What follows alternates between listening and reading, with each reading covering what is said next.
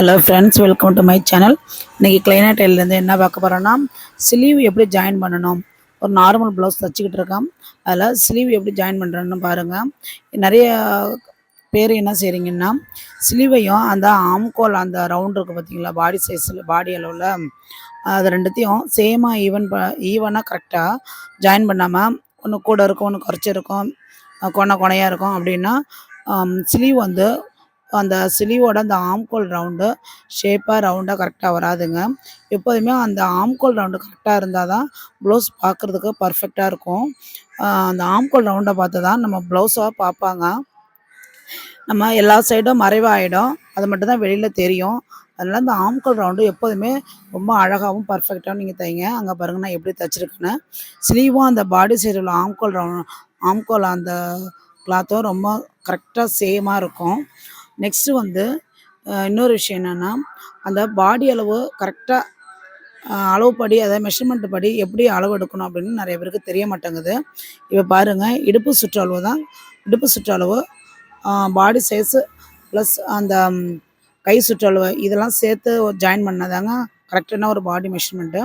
இப்போ 24.5 போட்டிருக்காங்க, அதாவது 24.5. இதுதான் இடுப்பு சுற்றளவு. 24.5 நம்ம 2ஆக பிரிக்கணும். அப்போ 12 நான் எப்படி சொல்கிறது, 12.25 அந்த மாதிரி வரும். அதை எப்படி நான் பிரிக்கிறேன் பாருங்கள். 24 இருக்குது, அதை 12.25 பேக் சைடு நம்ம பிரிச்சுக்கணும். அப்புறம் ஐ போட்டிருக்கோம் பார்த்திங்களா, அந்த ஐ சைடு எப்படி பிரிக்கணும் பாருங்கள். அந்த ஐயை விட்டுட்டு அந்த எட்ஜிலேருந்து நம்ம மார்க் பண்ணக்கூடாது.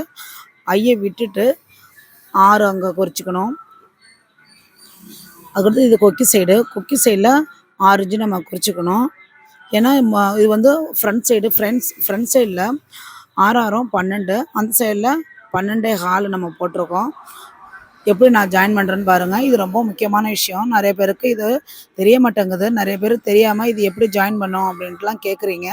இதுதான் கரெக்டான அளவு. நான் வந்து கட்டிங் வீடியோவில் சொல்லியிருப்பேன். கட் பண்ணும்பொழுது பாடி சைஸ், அதை கரெக்டான பாடி அளவாக தான் ரெடி அளவு, அதை அர்க்காத் பண்ணிக்கணும், அடையாளப்படுத்திக்கணும் அப்படின்னு நான் சொல்லியிருப்பேன். அந்த அடையாளத்தை தான் நான் உங்களுக்கு மார்க்கிங் பண்ணி காமிக்கிறேன். ஏன்னா வீடியோவில் சரியாக தெரியாதுன்ட்டு நான் மார்க் பண்ணி காமிக்கிறேன். அதை நீங்கள் கவனிங்க. கை சுற்றளவு வந்து நான் கரெக்டாக எடுக்கலை. இப்போ கரெக்டாக பாடி அளவும் இடுப்பளவும் தான் நான் கரெக்டாக எடுக்கிறேன். அப்புறமா கையை சுற்றளவு நம்ம மெஷர்மெண்ட் எடுத்துருக்கோமோ அதன்படி நம்ம மார்க் பண்ணி அப்புறமா இன்னொரு தையல் கரெக்டாக நம்ம போட்டுக்கணும். இப்போ நம்ம ரஃப் தையல் தான் போடுறோம் பாருங்க. நான் எப்படி மார்க் பண்ணி அதுதான் கரெக்டான பாடியிலேருந்து இடுப்பு வரையும் கரெக்டான அளவு. ஓகே ஃப்ரெண்ட்ஸ், என்னுடைய சேனல் பிடிச்சிருந்தா சப்ஸ்கிரைப் பண்ணுங்கள்.